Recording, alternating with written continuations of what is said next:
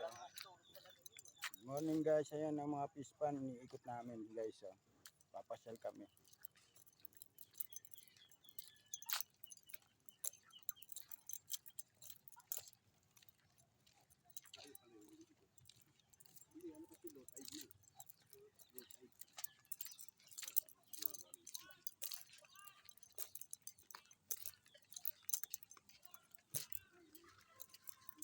Gandang umaga po.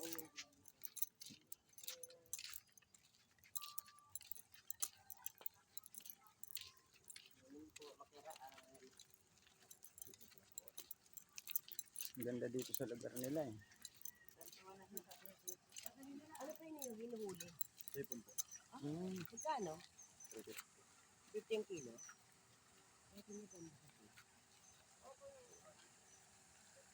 Ano na po? Hindi namin sa lapit. Yung katamtaman ng lalawa.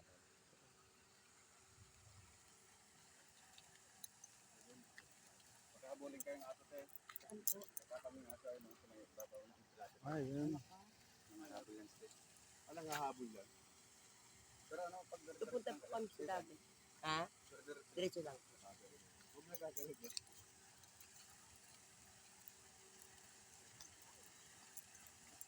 Sa atin may 400.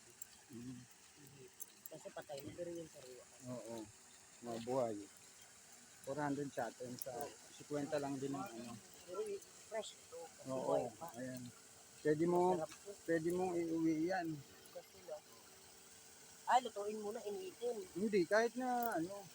Di ba kahapon nung nagluto sila? Paggabi pre, yun yung ulam namin hipon eh. Yeyeluhan lang. Kahit na yung yelo mo, kalahating oras eh.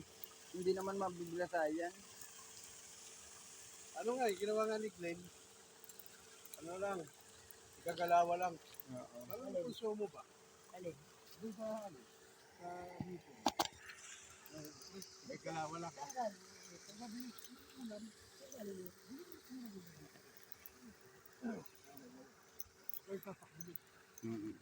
Basta tatayo lang tayo pagka ano. Huwag lang pansinin.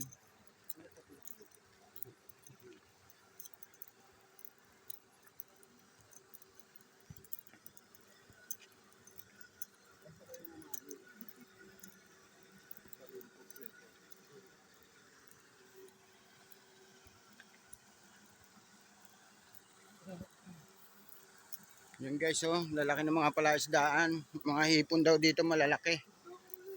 Puro hipon pala. Kaya pala yan may ganyan, puro hipon. Ano to palaisdaan ng ano, puro pispan pala ng hipon to.